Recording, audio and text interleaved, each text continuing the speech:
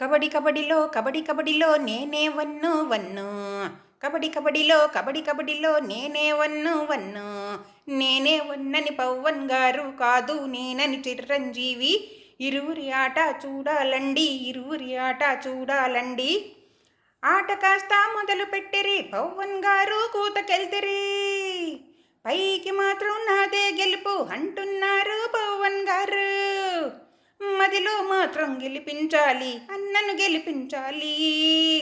ఎలాగైనా ఎలాగైనా అన్నను గెలిపించాలి అనుకుంటున్నారు పవన్, అనుకుంటున్నారు.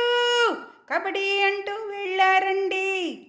ఇప్పుడు చిరంజీవి వెళుతున్నారు, కబడ్డీ అంటూ వెళుతున్నారు.